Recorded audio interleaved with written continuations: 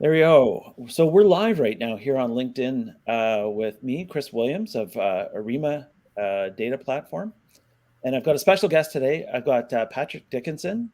We're going to be talking about the marketing focus on growth and the growth of business as well. And we want to do a bit of a series here, talking with Patrick and sort of get into the depths of thinking about growth in business, not just marketing side. Patrick is really well positioned to be talking about this. He's set up his consultancy here called the Growth Office, which focuses on growth. And just a little bit about Patrick. Formerly you're the CMO of HBC for 12 years, which is a very long run for a CMO. So congratulations on that. Thank you. Thank Yeah. you. And so let's just jump right in. I mean, okay, why growth? Who's responsible for it, and why is it important?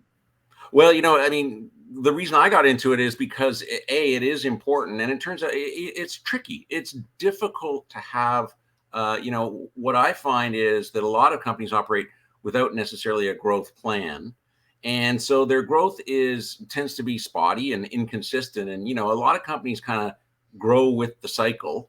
They sort of grow when times are good, so they grow along with the market, and then when the market goes down, they sort of shrink with the market. And over time, that flexing is not great for a company. You're sort of up and down, and it's a very kind of disjointed ride. So, when I started this business, it was because when you talk to a lot of small to medium enterprises and some larger ones as well, the responsibility for growth and a real plan and process for how to get to organic growth is absent. And it's not absent for a lack of understanding or a lack of, need. I think there, in that C-suite, there's often, a real need for organic growth, but it just comes from a lack of knowledge about how to organize it, how to really spread your net wide to make sure you're looking for all the types of opportunities you can, and then going through the rigorous analysis and winnowing process to get to ones that are realistically going to deliver you some,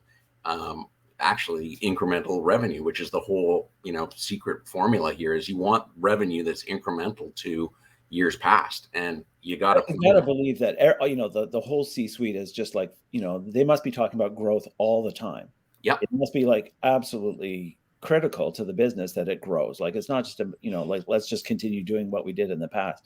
So I mean, it's odd to me to hear that with a high level of focus on growth, with at the most senior level, that there would be these challenges to say, okay, well, really, how do we grow, and that planning is sort of bumpy.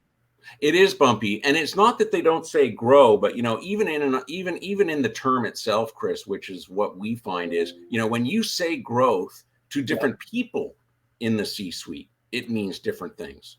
Okay. And typically, because some, like you may have a CFO who believes that growth is all about revenue optimization and cost optimization, and because that's where he comes from. You may have someone in the marketing department believe that it's all about creating new sort of, getting into expanding markets. That's their paradigm of growth. So what happens is you get individuals who have their own individual paradigm about what growth is, how to get it, and how to talk about it. And there's not a forged consensus in terms of who's going to go, like who is charged with growth. And you're absolutely right. Growth as a word comes up a ton around those executive tables. And when times are good, I mean, this is what would typically happen. And I've been through this process, as I'm sure you have. Sometimes growth as an initiative is assigned to everybody. Okay.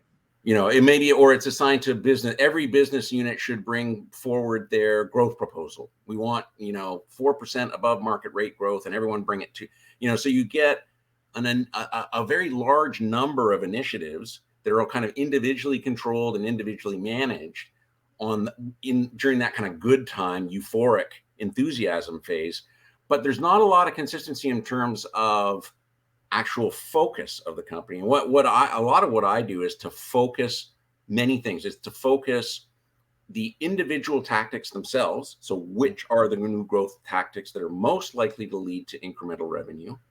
It's focusing and standardizing the language, the way we approach it, the process surrounding it, the people involved, how they're involved, to what extent is the workaday stuff being done and by which people. Well, let And me just stop you there for a second, because you yeah, did something really interesting. We started talking about growth specifically, and then you mentioned the language, yeah, and then you moved into talking about incremental revenue. yeah, And in the past, you also mentioned sort of margin growth, yeah, which is reducing costs. yeah, So clearly, what you're talking about here is the definitions of what do we mean by growth. So yeah, moving into an area of being very specific of, is it revenue growth? Is it margin growth? Is it market growth?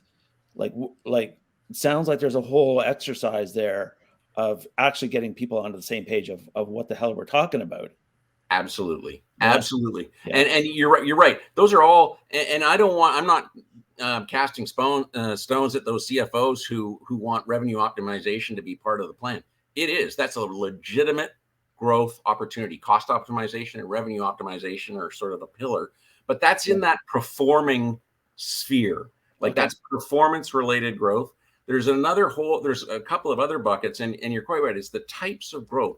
They're all legitimate, but you want to sort of get all those different types at least recognized by everyone on an executive team, that all of those approaches are legitimate. And along with performing, which is the type we just talked about, revenue or cost optimization, Mm, there's creating. And creating is anything in that new product or service or extension of a product or service hmm.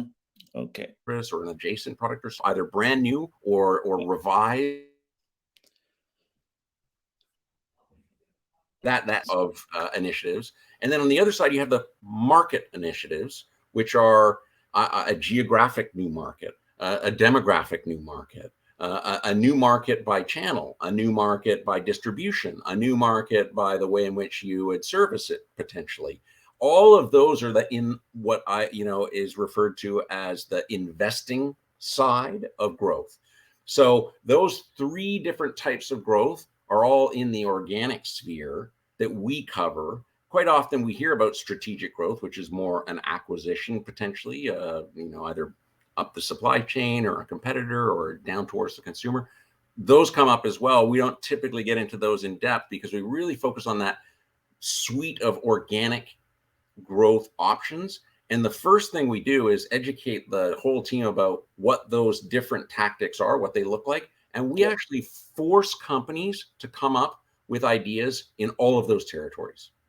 Okay. So this is, I mean, when we started talking about this, one of the questions was, are we talking about sort of like the scope is business, or is the scope marketing? And you were very clear, it's like it's all business. Like we're focusing on growth across the company in all different areas.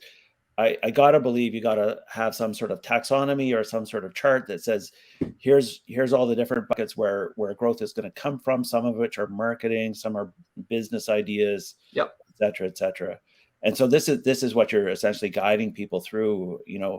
Yep. As a consultant, you're working as a catalyst with the group to help them understand actually what they're doing. Yes. Yeah. Yeah. And you mentioned positioning and branding and marketing. I mean, typically when we go through these exercises, yes, there are issues or not necessarily problems, but there's always marketing type of issues that are broached. There's brand issues that are broached. There's cultural issues that are broached as well. Mm-hmm. And a prerequisite for a high growth company is really it's one with a very strong brand, or at least a strong internal sense of what their brand's value is from a competitive differentiation standpoint, and Mm-hmm. also a strong company culture. If you have those as basic building blocks, you're already further ahead in terms of being able to approach growth initiatives with the kind of resources and focus that you're going to need. So often in this process, do we find companies who are a little iffy on what their real brand proposition is from a consumer value standpoint? Yes, we do. We also find that the culture might not support the kind of focus on new growth that they want. So there's always little fixes that come out of these things that aren't necessarily germane to the tactical execution against a specific growth initiative. But as you said, we're really looking at what the business's opportunity are, regardless of what marketing investments are going to have to be made in order to execute against them. So at least from a starting standpoint, it's that kind of dream state of, let's assume we've got the ability to execute anything we want. The second phase is then, okay, let's add that layer of reality to everything in terms of the investments that are required, the competitive landscape in the territory we want to enter, and a whole raft of other things that we look at. Wow.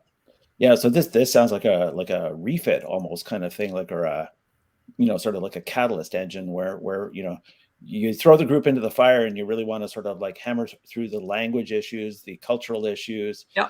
the people to people issues, and then you start getting into the mechanics, the operation side. Yeah. And, a lot of the value, Chris, I'll say right off the bat, is for a lot of companies, the value is they recognize why it hasn't been working. Give And me they an example of that. I mean, just tell me what it looks like. Like when you actually sort of get in there. Well, typically what happens is, I articulate all these different types of growth. Yep. There's the performing, there's creating, there's investing. And within those three buckets, there's, 8 or 9 different specific tactical kind of programs you can use. And what happens is every company, if you ask them kind of for their top of mind, what are your big growth ideas, they tend to cluster. They cluster in one or two, maybe one of those areas. If they're a product and a creative, if they're maybe a P&G, is like they're always looking for line extensions or functional additions or reformulations to make, so they would naturally gravitate into that kind of creative or product innovation category. And you find that with every company. If there's a very strong sales culture, they might be in that market side. If they're a very strongly managed operationally and financially, that revenue and cost optimization side is going to be all filled. So what happens is companies kind of self-define the way they think about growth by, if you ask unprompted, give me your growth ideas. And so as part of that discussion, articulating that, it's that familiarity bias as well. It's kind of like, we've always grown this way. Yep. And it might be in that one territory. It's like, yeah, but you can grow any of these other ways. You absolutely can. Any company can. It's just going to take maybe a slightly different skill set. You might have some skills that you need to hire or freelance or bring in, but you can move there because here's all the things that you have in place in order to execute against those ideas. So a lot of it is really just, oh, well, this is why it hasn't maybe been working as well as we've been approaching it. And of, they've been needlessly restricting their opportunities. Okay, and then even when they restrict their opportunities, they might be looking at that opportunity and talking about it differently because they're not using the same kind of language and parameters and structures for what's going to make that grow and how are we going to measure it. Yeah. So it's sort of like getting them outside their comfort zone and saying, look, you have an outsider coming in that's going to drag you out of the usual sort of responses, force you to look at them and say, okay, so in a case like that, when you look at sort of the comfort zone versus the non-comfort zone, how do you evaluate where the exciting opportunity or the real growth opportunity is for them? It sounds like, that might be a bit of a challenge if you're taking them out of their comfort zone. It is. I mean, initially, although all growth, I mean, there's the best growth follows a very simple formula. It's the lowest risk for the most money. Okay. I mean, at the end of the day, that's the kind of growth everybody wants. But kind of getting to that answer, you got to go through quite a bit of detail work. But you are answering that question. It's what's lowest risk in terms of the expense that you might have to put towards it, like the additional capital required, whether it's a competitive market, is there someone dominating that industry right now? Or if you're in that performance area, what would cutbacks mean?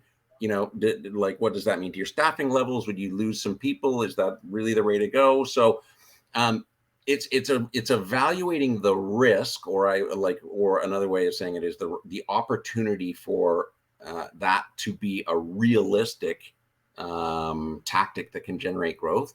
So typically what happens is when you go through that process of saying, it's over here, it's not in a place where you look, but it's actually more likely to get you a bigger bang for your buck than the way you might have approached it before. And really typically they've built those assumptions themselves, so they see the apples to apples comparison, and at that point it Mm. becomes, well, that's the obvious way to go. And I mean, we can start out with 20, 30, 40, and the idea is to get down to kind of 2, 3, or 4, because just in that winnowing process itself, you're not necessarily losing all those things that people have come up with as ideas, but when you rate and rank them, you're going to get to the ones which the company can execute against immediately for the greatest return and quickly.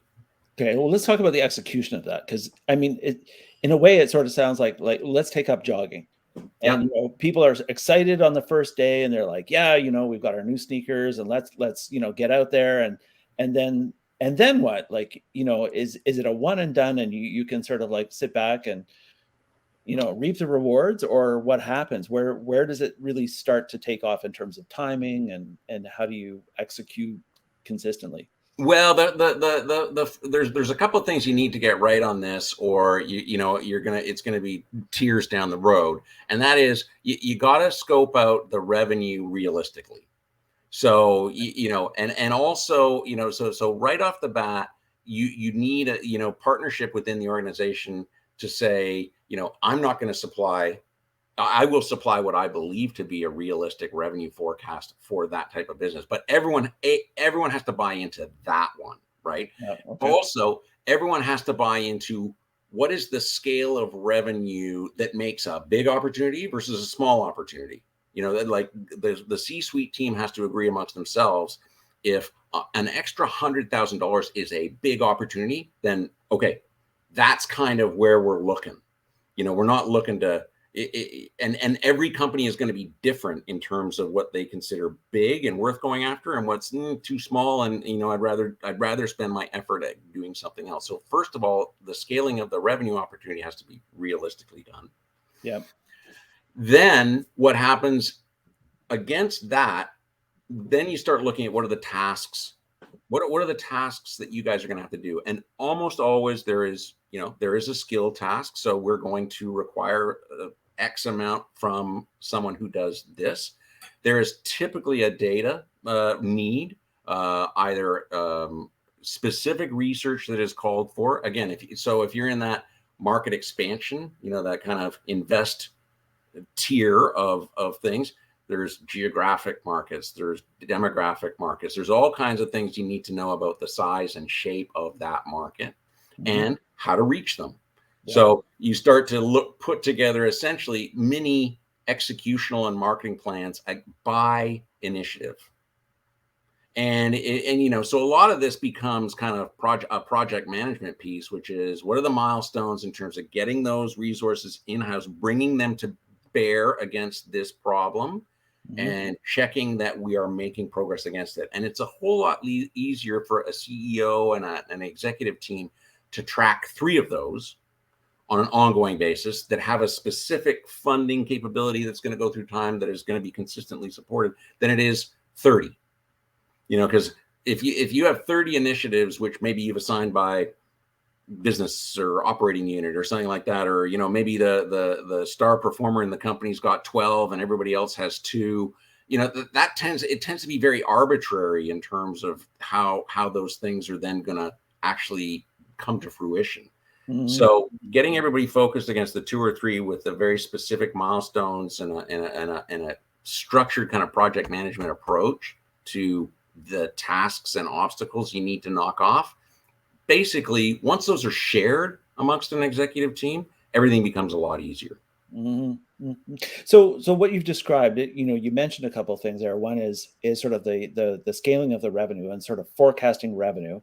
You mentioned also demographics and also geographies of sort of understanding if you're going to do an expansion that's not an acquisition, or whether it's an acquisition or not, is really understanding what is the landscape out there that's available within the data sphere.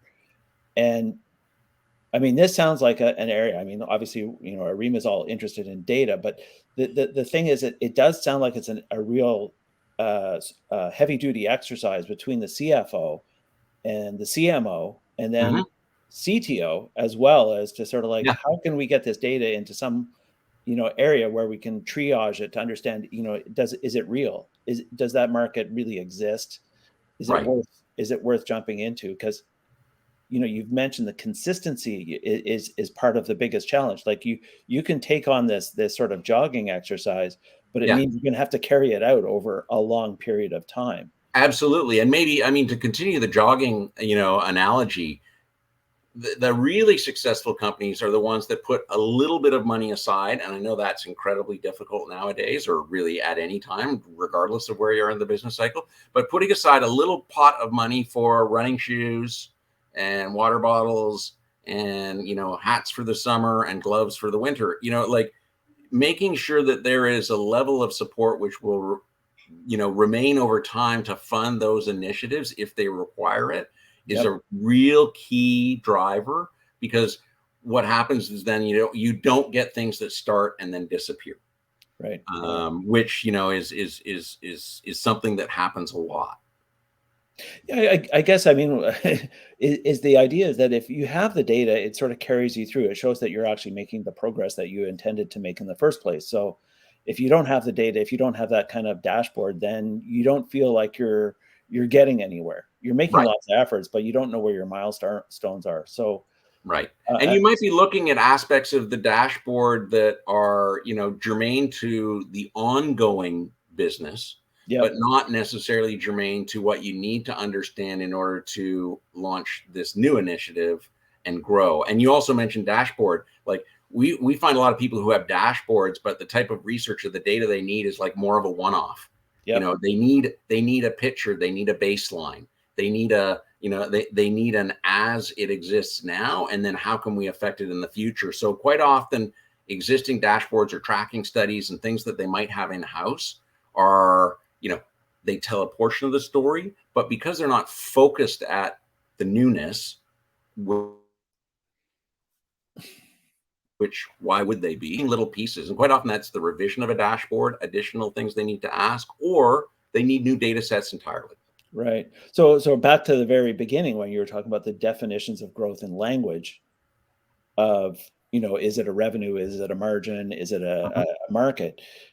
You get into the area of the definition of the dashboard of the data becomes part of that sort of exercise of like, where does the data come from? What does it look like? How do we visualize it? Mhm. And how do we, who checks in on the cadence of it?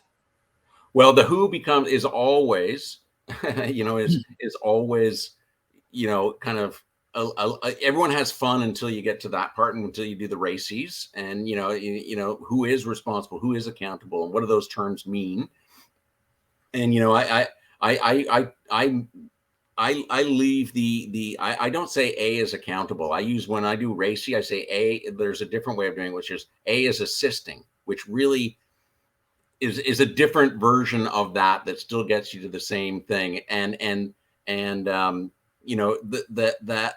exercise, what you want to do is make sure that as part of this exercise, workload, specific work that has to be done, has to be assigned. You can't leave the room with, we'll find someone to do that. Oh, okay. It's like anything. And those are internal conversations that have to happen. But the executive teams typically hold themselves interoperationally responsible for sort of driving those once they've agreed on two or three. And as I said, two or three seems a whole lot more doable and focus oriented than 20 or 30. Mm. So as a CMO, how much of that falls on the CMO's shoulders? And when did you first start to feel that weight on your shoulders in your career to go, oh my God, if we're going to grow, it's going to be a lot up to me? Well, it's interesting because the CMO relationship to growth is probably, one that is discussed, more often than just about anything else in the marketing world. And the reason is because I felt when I was in that role that like CMOs are, they're so much of their job is on the optimizing and effectiveness of existing programs. When managing those programs in the digital era is incredibly complex. You've got large tech stacks that have to be maintained and shifted throughout, almost constantly optimized in real time. You're making changes based on your media choices in terms of depending on what type of initiative you're going. So you're almost your MMM need is kind of like a constant one that you're looking at, and that is just to drive your existing business. So my experience is that marketers now, the complexity of running the existing business and making sure that it's responding to the marketing programs as designed is full time. And growth per se tends to be something, you mentioned it first, it is the most talked about word in the room often, and yet it's, anything that is everybody's responsibility sort of tends to be no one's responsibility. Yeah. Or it's more likely that could have waited. So this one is keeping growth as a shared responsibility with very specific responsibilities for individual items. And so we talked about the consistency of this. How about we talk about the timing? Because you know what you've described as real time action and reaction to what's going on in the market, and the ability to get the data to help you do that. It must be when you look at the category of retail, for instance. I mean, the timelines must be very, very tight between the action and the sort of the end effort. Yeah, although and in retail, you're doing like the timelines are tight, regardless of what you're talking about, whether it's growth or even the existing business. So the existing business has to change.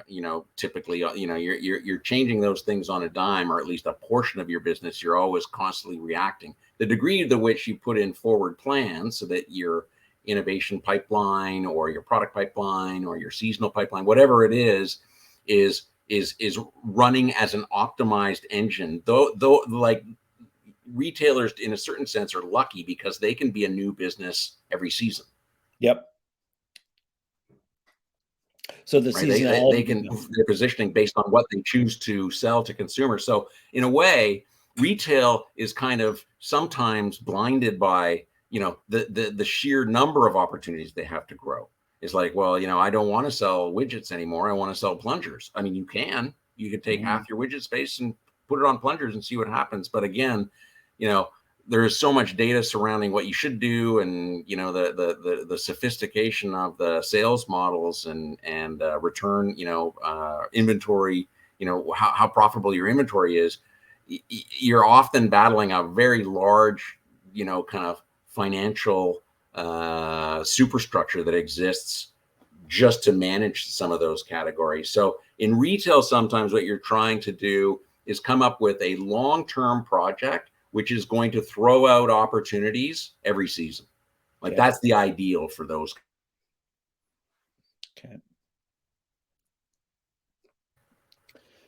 Okay. Sorry, you lied there for just a second. So just one of the things is the size of the topic, as we've sort of begun, is it's beyond marketing. It's the entire business. We've talked about the C-suite and how it sort of relates between the CMO, CFO. We've talked about the data side of things. So one of the reasons why I wanted to set this up as a series is there's quite a lot to talk about. And it's also clearly evident that you have a lot to say in this area, and to really help people understand sort of where we can go with this. So what I'd like to do is two things. One is I want to sort of set up for the next one, and sort of just identify sort of where we're going to go next in this conversation, and then also just sort of end this session with some key thoughts. So what do we need to talk about next for the next little, not in this session, but I think for the next session? And then we can talk about more in depth about what those, you can kind of group them into the eight broadly speaking different kind of tactical areas, and it's worthwhile kind of thinking about those, because again, that a barrier, one of the biggest barriers to growth is familiarity bias. That's what you find in a lot of companies. Is just basically, well, this is the business we're in. This is the way we've approached our market. We know them, they know us, we love each other. And so those things kind of run into each other and form a bit of a plug sometimes. And so, part of that is breaking out and just explaining, what the different types of growth initiatives are. And typically once you do that, businesses start to see how they can play in those areas. Okay. And also it's worthwhile knowing that they are all equal. At the outset, they're all equal. They all can lead to incremental, truly incremental growth. And I say, revenue optimization is legit. If you've got a cash management secret, or you want to run your accounts receivable in a different way that you can get money, like, have at it, because that's Yeah. real money. Yeah. So the next thing, I guess, is just to wrap up we today. don't off the beginning.